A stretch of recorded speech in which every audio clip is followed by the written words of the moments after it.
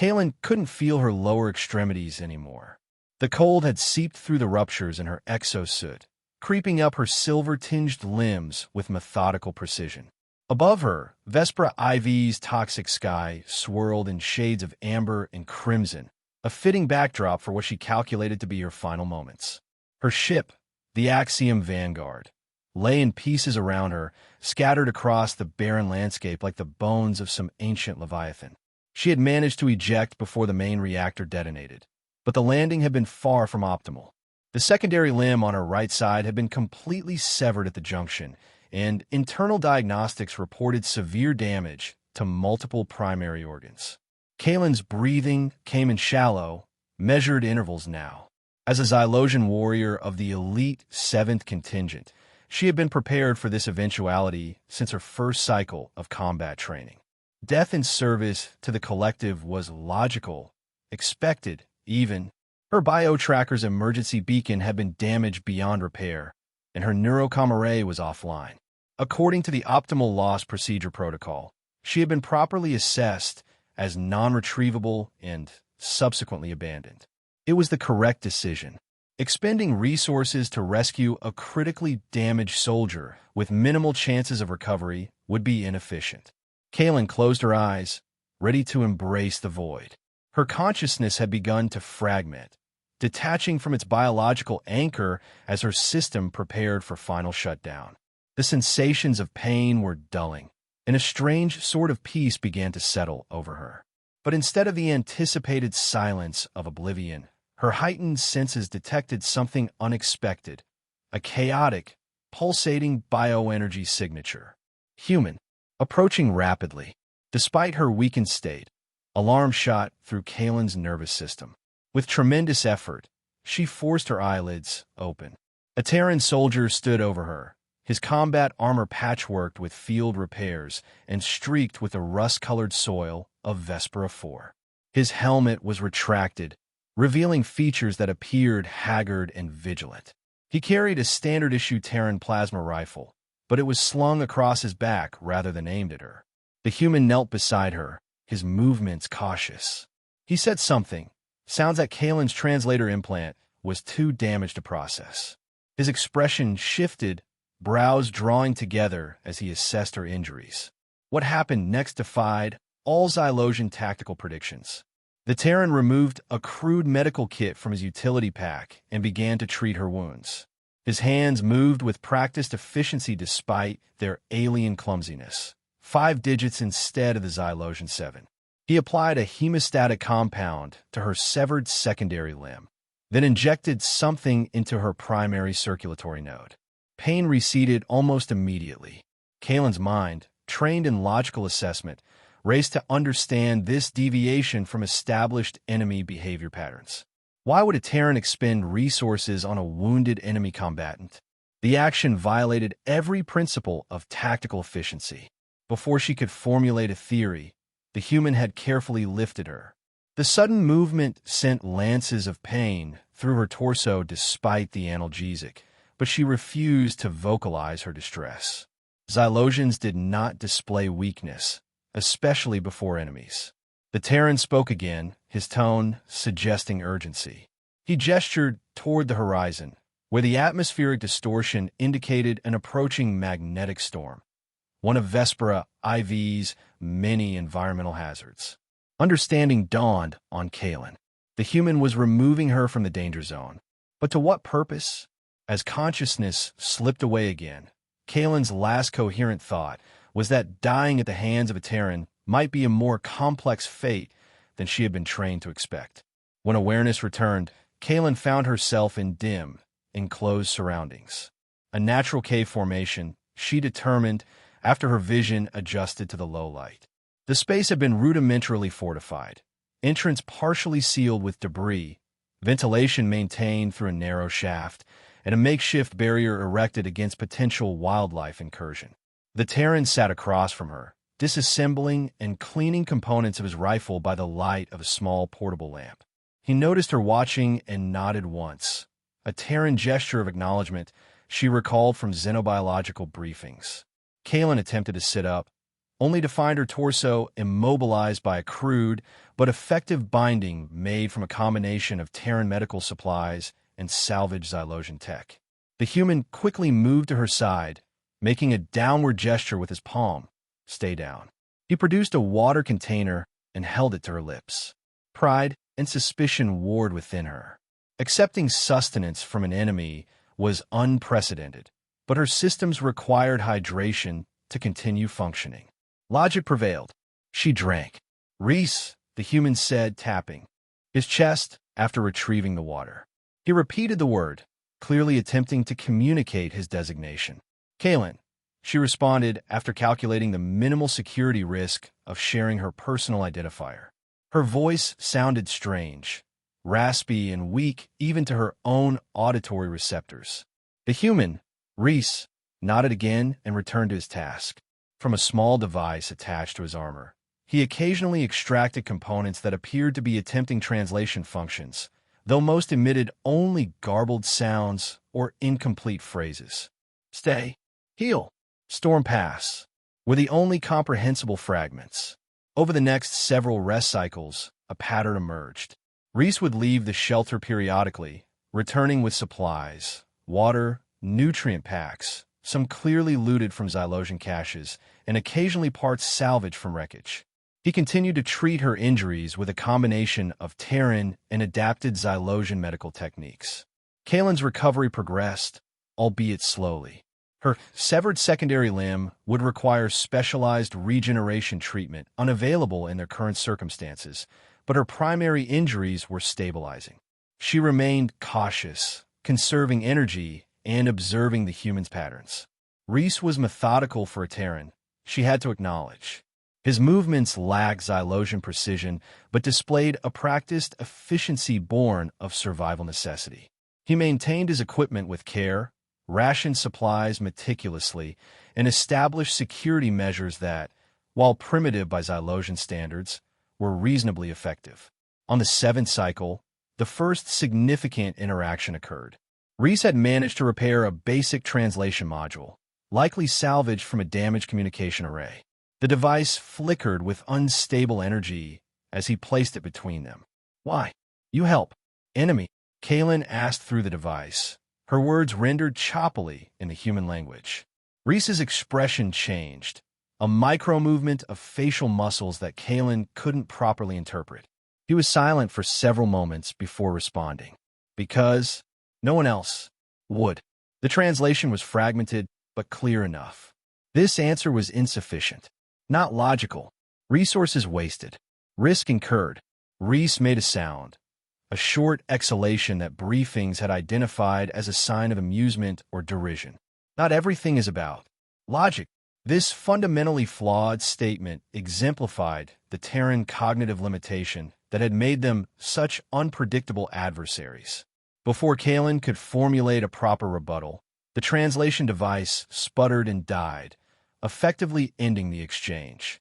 That night, while Reese slept inefficiently, with constant position adjustments and occasional vocalizations, Kalen contemplated escape. Her strength was returning. She could potentially overpower the human in his vulnerable state, acquire his weapons and supplies, and attempt to locate a Xylosian patrol or emergency beacon. Yet she remained motionless.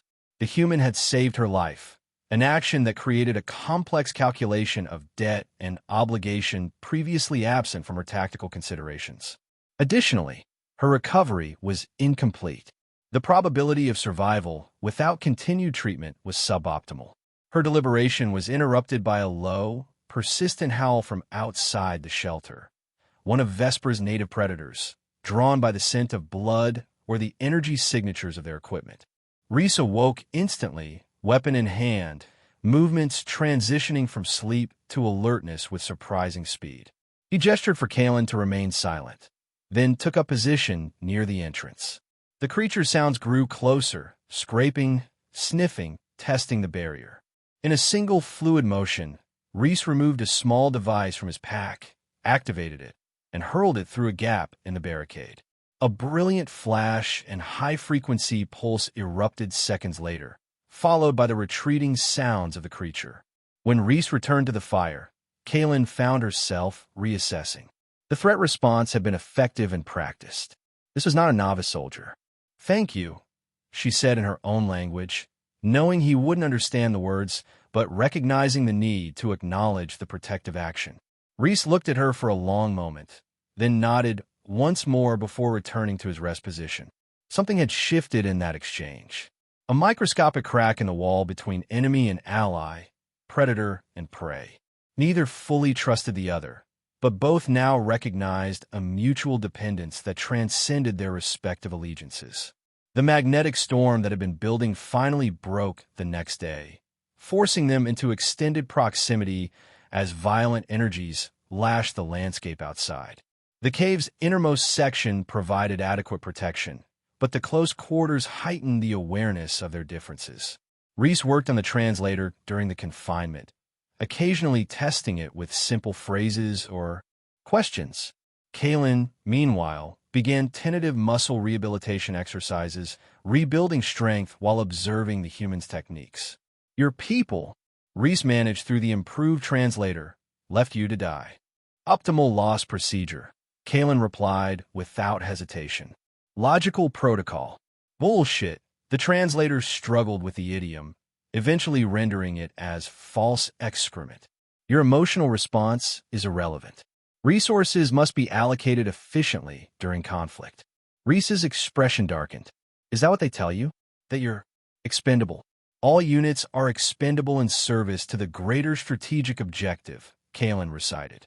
"And you believe that?" The question came with an intensity that the translator couldn't fully convey, but was evident in his posture. Kaylin hesitated, an unusual lapse in her normally immediate cognitive processing.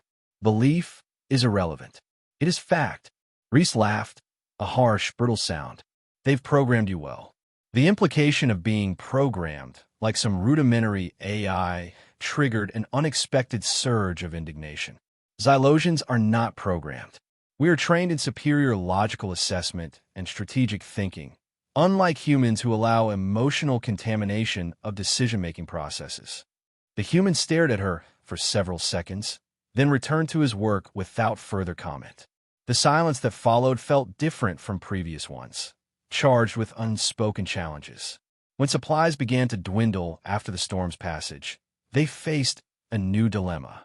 The shelter could not sustain them much longer, but movement across the battlefield increased their risk of detection by patrols from either faction. "We need to move," Reese finally said, having spent hours monitoring transmissions on a salvage comm unit. Xylosian patrols intensifying southwest. Terran units pushing northeast. "We're in a closing pocket." Kaylin had reached the same conclusion through her own analysis. Recommendation: there's an old mining outpost about 20 clicks east, abandoned before the war. Might have supplies, equipment. The journey would be perilous, but staying meant certain discovery. Acceptable strategy, she conceded. They gathered their limited supplies and departed at dusk, when Vespera's atmospheric conditions offered the best concealment from orbital scanners. Reese led, his movements suggesting familiarity with stealth operations. Kaylin followed, adapting her gait to compensate for her still-healing injuries and missing secondary limb. The devastated landscape told the story of the war in stark relief. They passed the skeletal remains of a Xylosian light cruiser, its once elegant hull now a twisted monument to destruction. Further on, a Terran forward operating base lay in ruins, equipment scattered like discarded toys. At one such site, Reese paused to examine a half-buried datapad. The device sparked to life briefly when he connected it to a power cell. His expression changed as he read the contents, a transformation that Kaylin was beginning to recognize as sorrow. "What information does it contain?" she asked. Reese hesitated before responding. "Personal log. Lieutenant Marcus Chun. His unit was..." He paused, shaking his head. "Doesn't matter now. All information has potential tactical value," Kaylin insisted. Something hardened in Reese's features. Not everything is tactical. He pocketed the device nonetheless. They continued in silence until nightfall forced them to seek temporary shelter beneath the overhanging wreckage of what had once been a transport vessel. As they established a minimal perimeter, Reese unexpectedly spoke again. "My sister was on Proxima Station when your fleet hit it." His voice was level, but the translator caught nuances of tension. 15,000 civilians. Research facility. No military value. Kalen recalled the operation. Proxima Station was developing quantum displacement technology with military applications. It was a medical research station, Reese countered, voice rising slightly. They were working on neural regeneration for trauma victims. That was not the intelligence provided to our fleet. Of course it wasn't. Bitterness edged his words. Easier to kill when you believe they deserve it. The accusation stirred an unfamiliar discomfort. Xylosians do not require emotional justification for strategic necessities. And that makes it better? Reese turned away, ending the conversation. Kalen watched his back as he took the first watch, finding herself unexpectedly preoccupied with this new information. The conflict between their species had always been presented as a necessary response to Terran aggression and expansion. The possibility of flawed intelligence or misinformation had never been a variable in her calculations. The night passed uneasily, each lost in private thoughts, but aware of the other's presence like a gravitational force that could neither be ignored nor fully understood. Dawn brought new challenges as they approached more actively contested territory. Twice they were forced to take cover as patrol drones passed overhead. During one such incident, pressed together in the hollow of a fallen war machine, Kalen found herself acutely aware of the human's proximity, the erratic rhythm of his breathing, the heat radiating from his form, the complexity of his bioenergy signature that her limited empathic senses could detect. By midday, they reached a ridge overlooking what had once been a settlement of some kind. The structures were now barely recognizable, reduced to foundations and skeletal frameworks. "That's not right," Reese muttered, consulting a small navigation device. The outpost should be intact. It wasn't in a conflict zone. As they cautiously descended to investigate, the cause became clear. This destruction wasn't from conventional weapons, but from something more methodical. Buildings had been systematically taken apart, materials sorted into piles. "Scavengers," Reese explained, examining cut marks on a metal beam. "Probably Krevan AR. They follow behind the front lines, strip everything valuable." Kalen moved toward what appeared to be a communications array, remarkably still partially intact. This technology is Xylosian, not Terran or indigenous. Reese joined her, frowning. What's Xylosian tech doing at a human outpost? Before she could respond, a light on the array flickered, a power source still functional. Kalen's training immediately recognized the opportunity. With a functioning comm array, she could potentially contact Xylosian forces. Her hands moved toward the interface, then stopped. The implications crystallized with sudden clarity. Contacting her people meant the end of this strange arrangement with the human. Reese would become a prisoner at best, a casualty at worst. "Can you make it work?" Reese asked, apparently unaware of her internal conflict.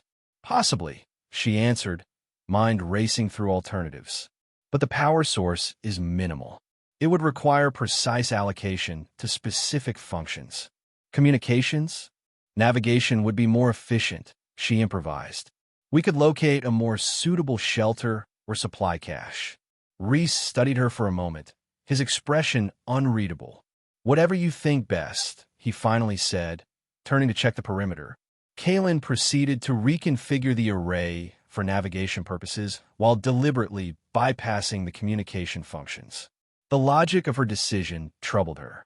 She was prioritizing the continued survival of an enemy combatant over the opportunity to rejoin her collective, a clear violation of protocol. Yet as she worked, she found herself replaying fragments of their conversations, the humans' actions, the discrepancies between what she had been taught about Terrans and what she had observed.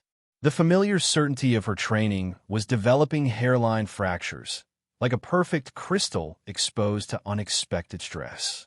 They spent that night in the most intact of the structures, having scavenged usable supplies from the ruins. Reese had found medical components that allowed for a more comprehensive treatment of Kalen's internal injuries, while she had managed to construct a rudimentary energy converter to recharge their essential equipment. As Reese applied a regenerative compound to her healing wounds, his hands moved with surprising gentleness. The physical contact, something Xylosians generally avoided except in necessary medical or combat situations, produced an unusual response in Kalen's neurological systems. "Your heart rate is elevated," he noted, clearly able to detect the change even without specialized sensors. "A normal response to physical manipulation," she stated, though uncertain if this was entirely accurate. Reese's mouth curved slightly, what humans called a smile, though this one seemed different from others she had observed. More subdued, perhaps skeptical. "You're a terrible liar for someone so logical," he said, finishing the treatment. "Xylosians do not lie. We present information with optimal utility." "Right." His smile widened fractionally. "And I'm just providing optimal medical intervention for a completely random alien I found." The implication was clear. Neither of them was adhering to the expected protocols of their respective species anymore. That night, as Vespera's 3 moons cast overlapping shadows through the broken ceiling, Reese spoke from his position across the room. "I was a combat medic. Before this." His voice was quiet, as if sharing a secret. "Specialized in xenophysiology. Part of a diplomatic corps originally." Kalen processed this information. "You were trained to heal, not to kill. That was the idea. Didn't quite work out that way. What changed?" A long silence followed, long enough that Kalen thought he might have fallen asleep. Finally, he answered, "Everything changed when your people hit. Proxima. After my sister." He paused. "I transferred to frontline units. Thought it would help. Thought I could make sense of it all somehow." "Did you? Make sense of it?" Another silence. "No, just more death. Different uniforms, same blood." Kalen considered this. "Vengeance is an emotional response, not a strategic one." "Yeah, well, I'm only human," Reese said with that strange, sad smile again. "Yes," Kalen agreed, finding herself unexpectedly adding, "but perhaps that is not the limitation I once believed it to be." The following morning brought a development that changed everything. While recalibrating the navigation array, Kalen detected a faint but unmistakable Xylosian emergency beacon, one matching the frequency of her unit. Someone from her contingent had survived and was transmitting less than 30 kilometers away. The proper course of action was obvious. She should inform Reese, then use the array to triangulate the exact position and proceed to rendezvous with her unit. The human would become irrelevant, a temporary anomaly in an otherwise orderly progression of events. Instead, she found herself hesitating once again, her usual decisive analysis paralyzed by conflicting imperatives. Before she could resolve this internal discord, Reese entered with news of his own. "Picked up Terran communications," he said, expression tense. "Special Operations Unit, sweeping this sector. From the chatter, they're not taking prisoners, Xylosian or Kreven AR. Extermination parameters," Kalen translated, familiar with the concept from her own military's practices in certain scenarios. "Yeah, and they're good, using narrowband comms, minimal signatures. Must have detected the power source here." He began gathering their supplies. "We need to move. Now." Kalen made an instantaneous decision, one not fully supported by logical analysis. "I detected a Xylosian beacon southeast of here. My unit." Reese froze, then slowly straightened. His expression shifted through multiple micro-expressions before settling into something carefully neutral. "I see. Well, that's good for you. You can get proper medical treatment. They will detect your presence if you remain in this region," she continued, uncertain why she was providing this warning. "I'll take my chances. Been dodging patrols for months." He continued packing, movements now more hurried. "The probability of your capture or elimination exceeds 87%, given current deployment patterns." Reese paused, looking at her directly. "What exactly are you suggesting, Kalen?" The use of her name, spoken with a slightly incorrect Terran pronunciation, created an unexpected response in her cognitive processes. "I am uncertain." This admission of uncertainty was unprecedented in her experience. Xylosians were taught to process all available data and reach definitive conclusions. Uncertainty was a failure of analysis. Are you saying you don't want to go back? Reese asked carefully. I am saying that the situation contains variables I had not previously considered, such as the probability that the intelligence my unit possesses about this region may be as flawed as the intelligence about Proxima Station. Reese's eyes widened slightly. You believe me about Proxima? I believe that conflicting information exists and that further verification is required. This was as close as she could come to admitting the doubt that had taken root. And what about me? Am I a variable too? His question held layers of meaning the translator couldn't fully convey. Before Kalen could formulate a response, the ground trembled beneath them. A distant boom echoed across the landscape, followed by another closer one. Orbital strikes. Reese identified immediately, moving to the doorway to look skyward. Precision targeting, someone's hunting. A third impact, closer still, sent debris cascading from the already damaged structure.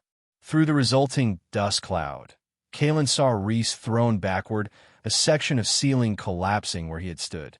Without conscious decision, she was moving toward him, calculating falling trajectories and structural weaknesses with automatic precision. She reached him as another blast shook the building, debris raining down around them. Using her remaining strength, she pulled him clear of a falling support beam, the effort reopening several of her healing wounds. Reese was conscious but dazed, blood streaming from a gash across his forehead. We need to split up, he managed, attempting to stand. They're tracking something. Might be your beacon, might be mine. Negative, Kalen responded, surprising herself with the immediacy of her rejection. Separation decreases survival probability. Being together makes us a bigger target, he argued, wincing as he tested his injured leg. I will not leave you. The words emerged before she could analyze their strategic validity. Something changed in Reese's expression, a softening, a recognition. Seems pretty illogical to risk yourself for an enemy. Perhaps logic has limitations I had not previously acknowledged. Another impact, closer still. The structure wouldn't withstand many more. We need to determine the source of the targeting, Kalen said, mind racing through possibilities. If it's Terran, they may be tracking your equipment signatures. And if it's Ilosian, they're probably locked onto your beacon or biosignature. Reese added, following her reasoning. We must create distance between ourselves and both potential sources. Reese nodded grimly. There's an old mining tunnel network not far from here, heavily shielded to protect against Vesper's radiation. Might block tracking signals. It was their only viable option. Supporting each other, they fled the collapsing structure moments before it was hit directly, disappearing into the swirling dust storm created by the bombardment. The journey to the mining complex was arduous. Reese's leg injury slowed their pace, while Kalen's reopened wounds steadily weakened her. They moved through ravines and dried riverbeds, using the natural terrain to mask their movement as precisely targeted strikes continued to follow their path. Always just behind, never quite catching them. Someone's gotten smarter. Reese panted as they took momentary shelter in a rock formation. They're predicting our movement, not just tracking signals. A hunter algorithm, Kalen confirmed. Adaptive targeting based on behavior patterns, meaning they know we're running together. Reese met her gaze directly. A human and a Xylosian cooperating. That's going to confuse both our sides. It violates expected parameters, she agreed. But it remains our optimal strategy. Reese laughed, a genuine sound despite their dire circumstances. Listen to you. Still trying to make this sound logical. Is it not? No, it's not. His expression sobered. But it feels right anyway. This distinction between logical and right was one Kalen was still struggling to fully comprehend. Yet she couldn't deny that her actions were increasingly guided by something beyond pure tactical assessment. They reached the mining complex as Vespera's primary sun began to set.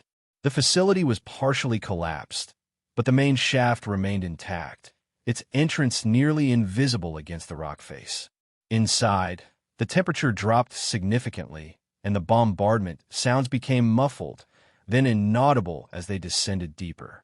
These tunnels run for kilometers, Reese explained, activating a light source. Used to extract some rare element before the war. Should block most tracking signals. The respite allowed them to treat their injuries and assess their situation. Reese's leg wasn't broken, but had sustained muscle damage that limited mobility. Kalen's internal injuries had stabilized, but would require professional medical attention eventually. As they rested in a small chamber that had once been some kind of control room, Reese finally asked the question that had been hovering between them. What happens now, if we survive this? Kalen had no prepared answer. Her training had never included scenarios where fundamental assumptions about enemy nature were challenged, where directives became questionable, where individual connections superseded collective imperatives. I do not know, she admitted. My understanding of many things has been altered. Same here. Reese leaned back against the wall, exhaustion evident in every line of his body. Never thought I'd risk my life for a Xylosion. I never anticipated that a human would save mine. A moment of silence stretched between them, filled with unspoken recognitions. Maybe that's the point, Reese finally said. Maybe we were both wrong about each other. Before Kalen could respond, a distant sound echoed through the tunnels, the unmistakable cadence of boots on metal grating.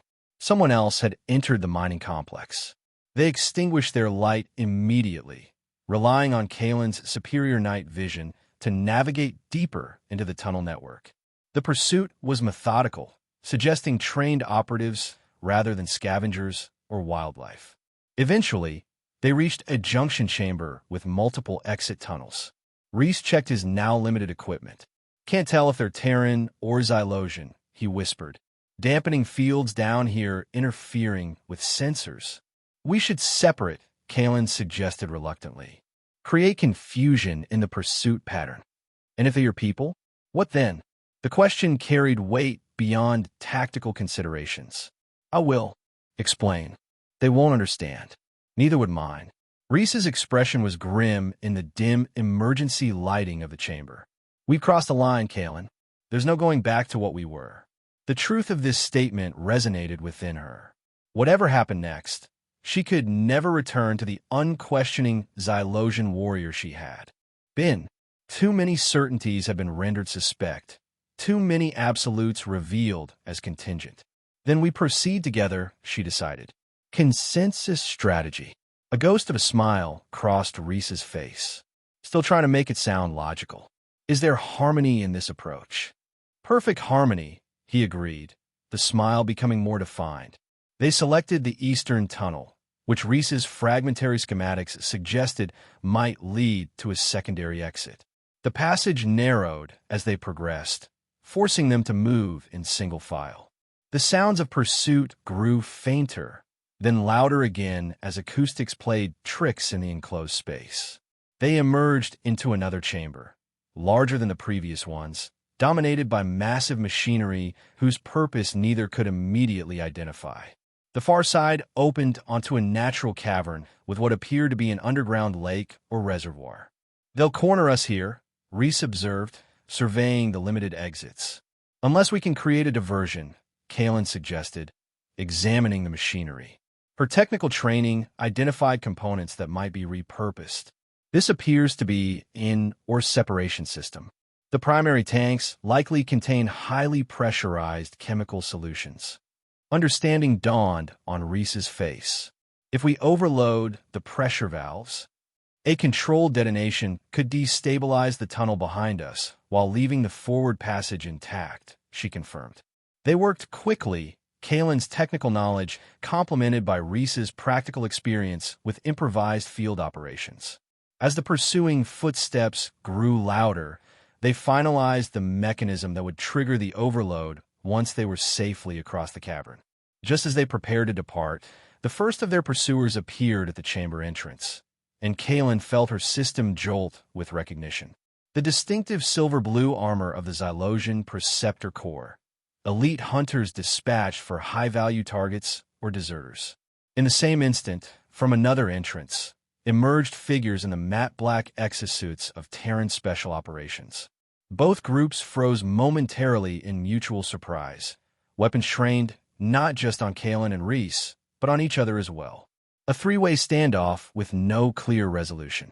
Warrior Kalen of the 7th Contingent. One of the Xylosians addressed her in their native language. You have violated multiple protocols and consorted with the enemy. Return to formation immediately for evacuation and processing. Simultaneously, one of the Terrans spoke to Reese. Lieutenant Reese Morgan, 42nd Medical Division, you are ordered to stand down and separate from the Xylosian combatant.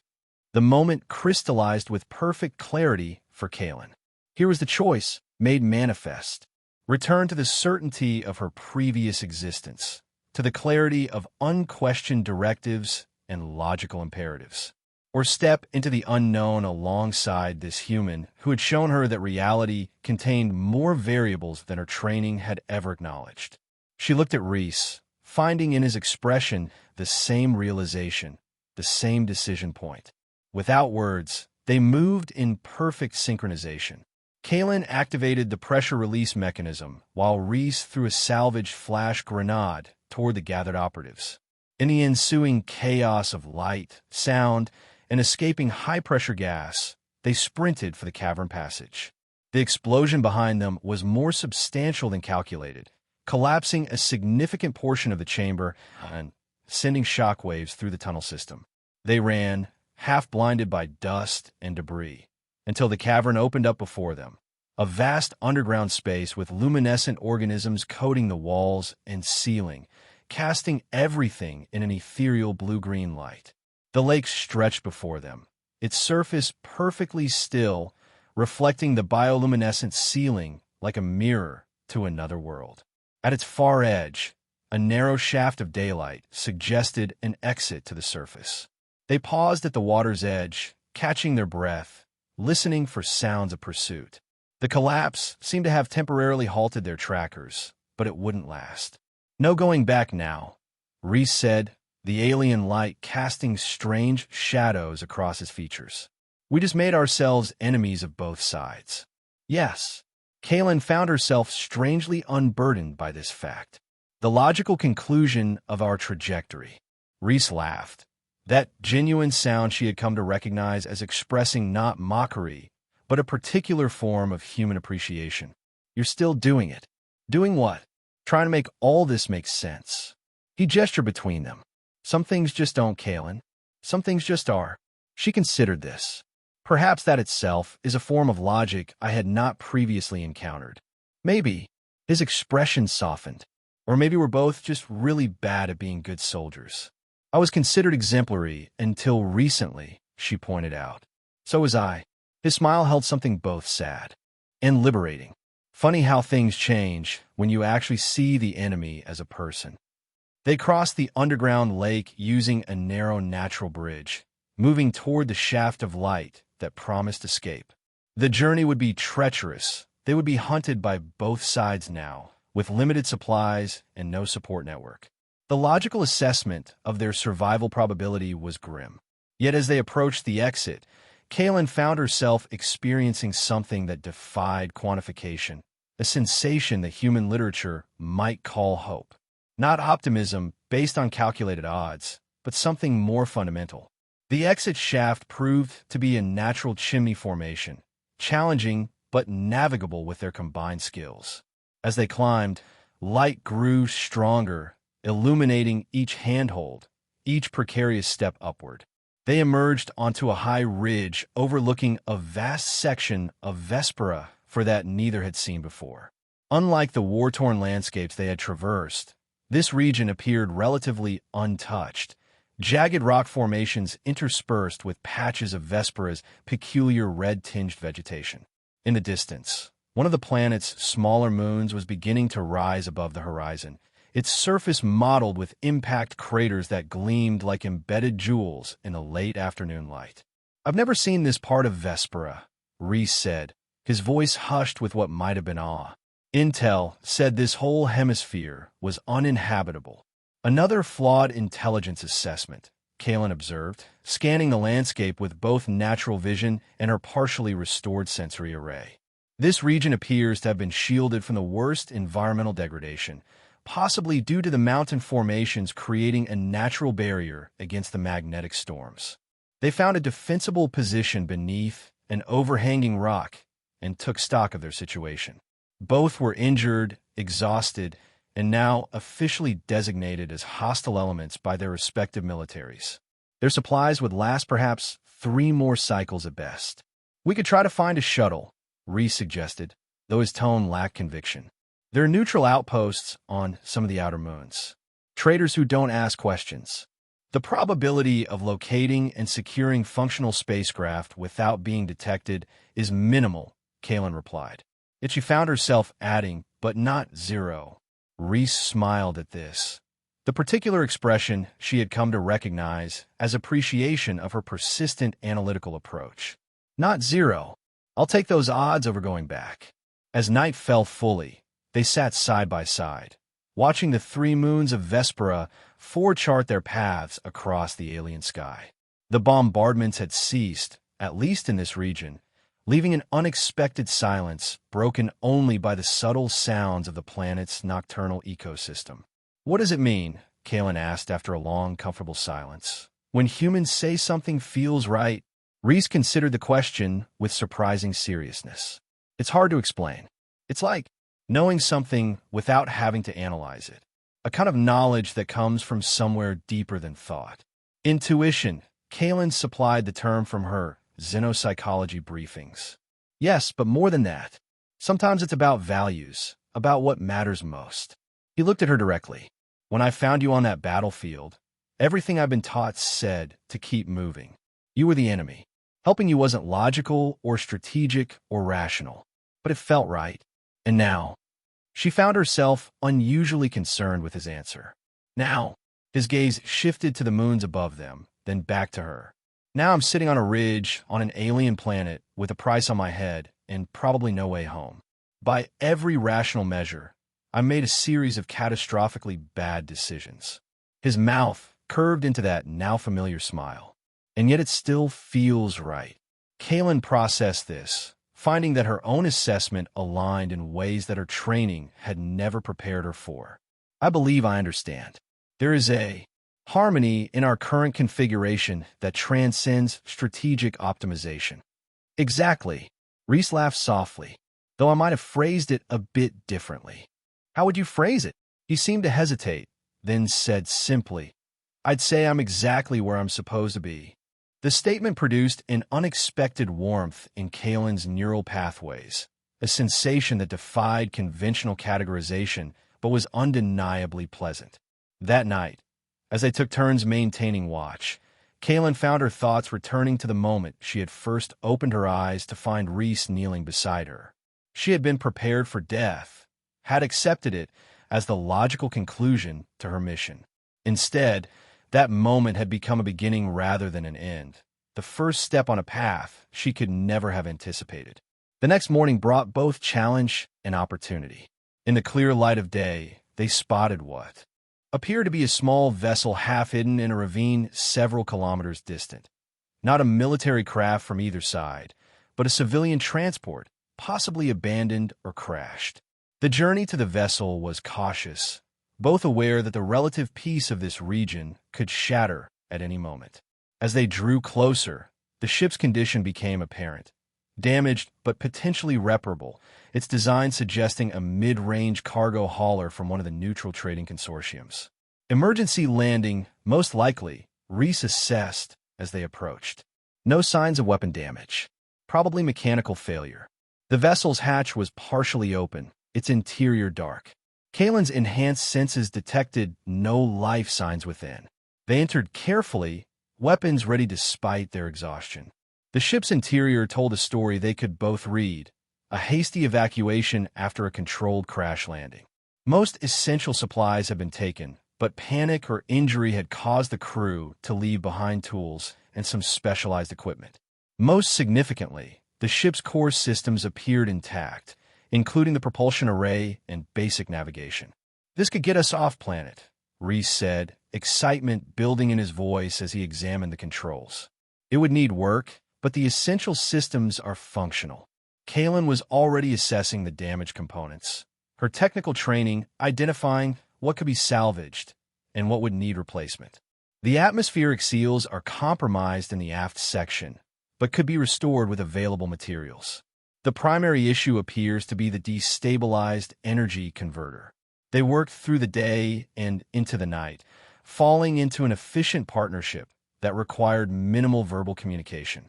Reese's practical adaptability complemented Kalen's technical precision. When his hands were too large for delicate internal adjustments, her more nimble digits could reach the components. When her strength faltered due to her injuries, his could compensate. By the second day, they had restored basic power to the ship's systems and begun the process of repairing the propulsion array. The work provided a focus that kept at bay the larger uncertainties of their situation. What would happen if they did manage to leave Vespera 4? Where they might go? What kind of existence might be possible for a human and Xylosian who had both been branded traitors? There's an unaligned station in the Caritas sector, Reese mentioned as they shared a sparse meal of emergency rations. Rough place, but they don't ask questions. Mix of species, including both humans and Xylosians who want nothing to do with the war. You have considered our options, Kalen observed. Haven't you? She had, though not with the concrete specificity Reese had outlined.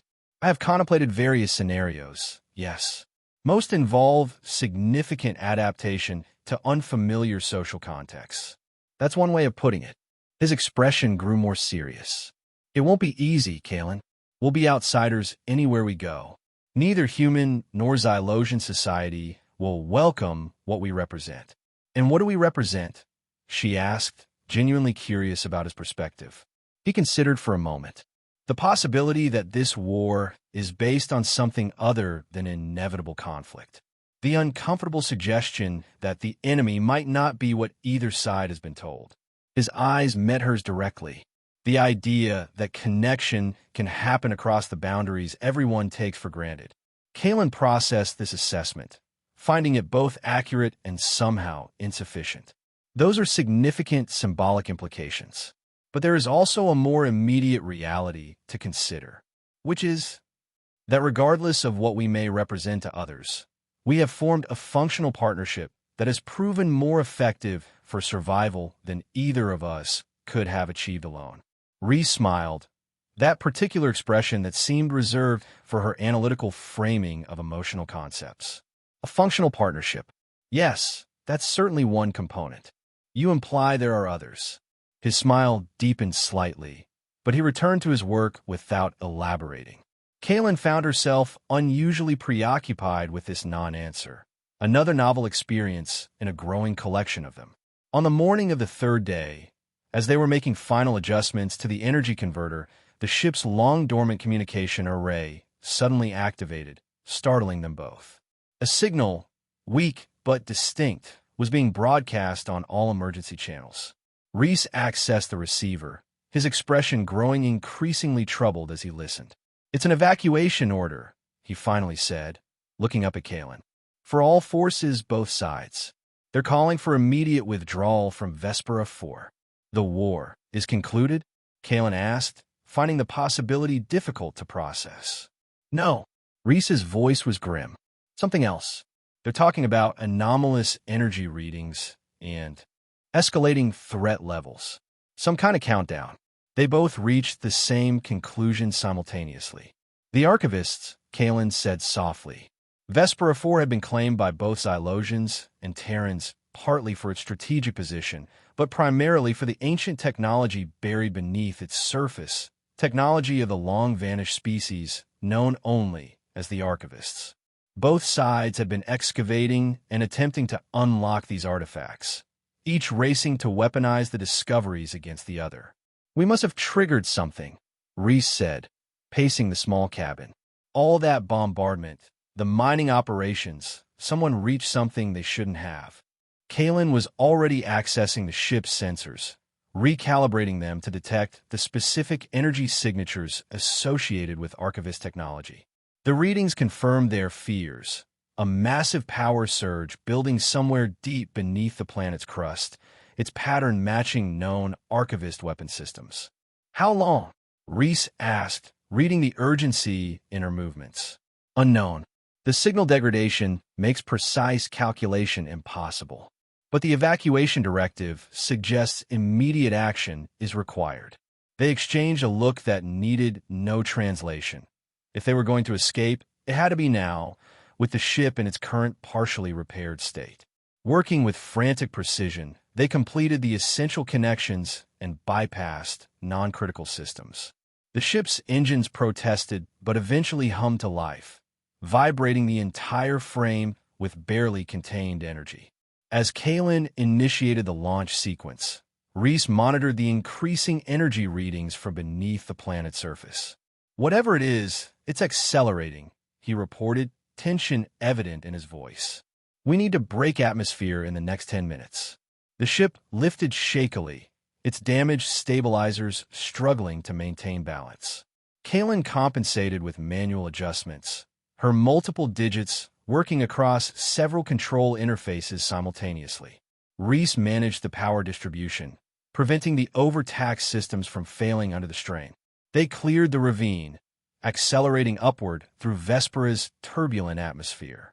Through the viewports, they could see other ships, military vessels from both factions, similarly racing toward orbit, all previous hostilities temporarily forgotten in the face of a greater threat. 5 kilometers to upper atmosphere, Kalen reported, fighting to maintain their trajectory as the ship bucked against increasing turbulence.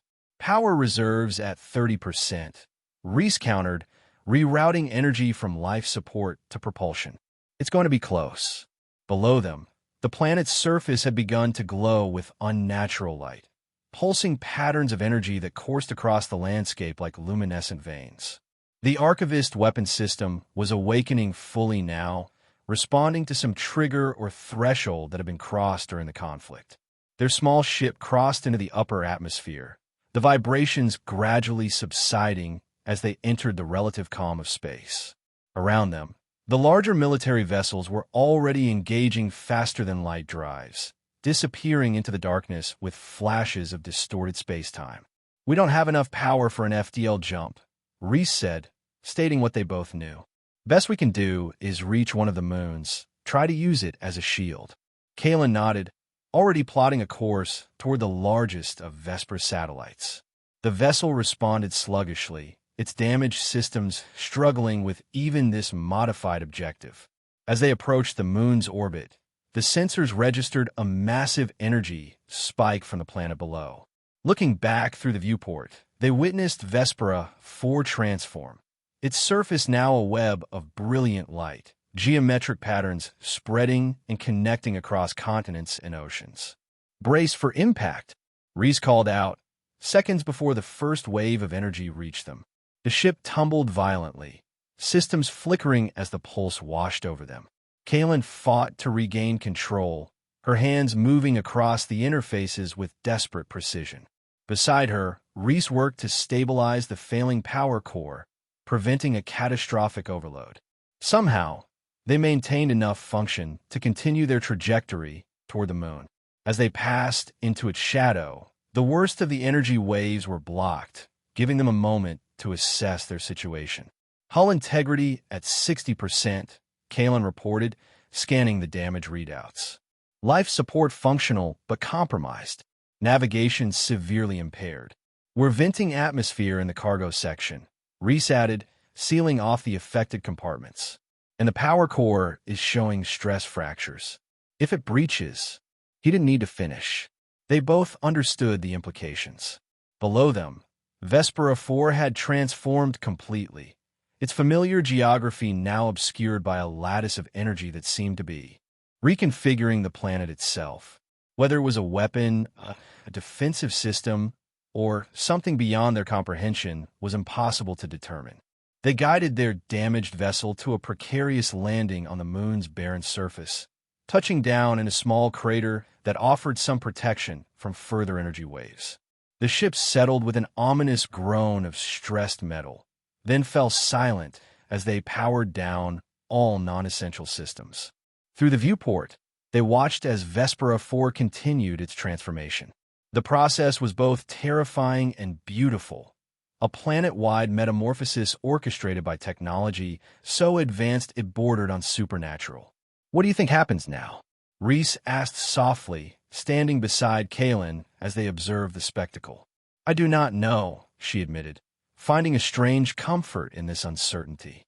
"The variables exceed all established parameters." "A new scenario," he suggested. "One neither of our people predicted." "Yes."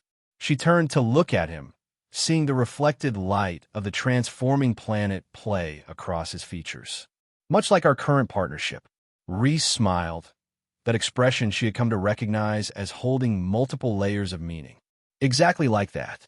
They stood together in silence, watching the world that had been their battlefield become something entirely different, something unknown and yet to be defined. Behind them, the damaged ship creaked and settled, a fragile shelter in an increasingly unfamiliar cosmos. "We should begin repairs," Kalen finally said. "There are still functional components that could be salvaged and repurposed." "Always practical," Reese observed, though his tone held affection rather than criticism. "Practicality has proven effective for survival. So has adaptation," he countered. "And we've both had to do plenty of that." Kalen could not dispute this assessment. The Xylosian warrior who had closed her eyes on the battlefield, prepared to die according to protocol, would not recognize the individual she had become. Every certainty had been challenged, every assumption reevaluated. They worked through the lunar night, repairing what they could of the ship's critical systems. The vessel would never be fully restored without proper facilities, but they managed to stabilize life support and seal the worst of the hull breaches. As the local dawn approached, the moon rotating to face the distant sun, they stepped outside the ship to assess external damage. The lunar landscape stretched around them, harsh and beautiful in its desolation. Above them, Vespera 4 glowed with its new configuration, pulses of energy still visibly coursing across its surface. "I've been thinking," Reese said as they walked across the regolith, leaving trails of footprints behind them, "about where we go from here." "The carry to his station you mentioned?" Kalen asked. "Maybe eventually. But first," he hesitated. "I think we should try to understand what's happening down there." He gestured toward the transformed planet. "You propose returning to Vespera 4? The suggestion seemed counterintuitive given their narrow escape. "Not immediately. But whatever that is," he nodded toward the glowing world above them. "It's important. Both our peoples were fighting over archivist technology without fully understanding it. Now it's activated, and everyone has fled." "Your point." "My point is that we're already outsiders.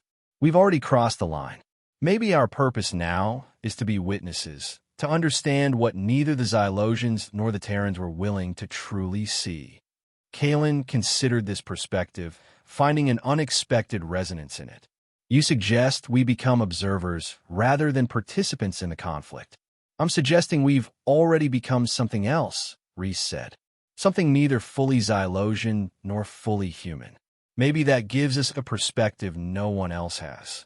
As the sun crested the lunar horizon, its light caught the metallic particles in the regolith, creating a momentary shimmer across the landscape. In that illumination, Kalen saw Reese not as a human, not as the enemy she had been trained to destroy, but as a singular individual who had altered the trajectory of her existence in ways that defied all prediction. "A functional partnership," she said, recalling her earlier characterization. "And other components," Reese added with that now familiar smile. "Yes," Kalen agreed, finding herself mirroring the expression in her own way. "Other components as well." They stood together on the lunar surface between worlds in more ways than one. Behind them lay the damaged ship, a problematic but functional vessel. Before them stretched a cosmos of uncertainty. And above them hung Vespera 4, transformed into something neither of their species yet understood. Kalen thought again of that moment on the battlefield, of closing her eyes to die and opening them to find a human holding her. What had seemed like an ending had become a beginning instead, the first step on a path neither could have anticipated. "We should return to the ship," she said eventually. "Complete the power cell recalibration before the next energy wave." "Always practical," Reese said again, but fell in a step beside her. As they walked back toward their shelter, their shadows stretched long across the lunar landscape, occasionally overlapping and merging into a single silhouette against the regolith. Two forms from different worlds, moving in the same direction, an impossibility that had somehow become the most logical path forward. The war continued elsewhere in the galaxy, Xylosians and Terrans locked in their struggle for dominance. But here, on this desolate moon orbiting a transformed world, something different had taken root, a connection that transcended the boundaries both sides had insisted were absolute. Kaylin had closed her eyes on the battlefield, ready to die as protocol dictated. She had opened them to see a human holding her, violating every expectation. And now, cycles later, she understood that this unexpected moment had contained a truth neither Xylosian logic nor Terran emotion could fully capture alone. That sometimes, the most improbable path is the one that leads exactly where you need to go.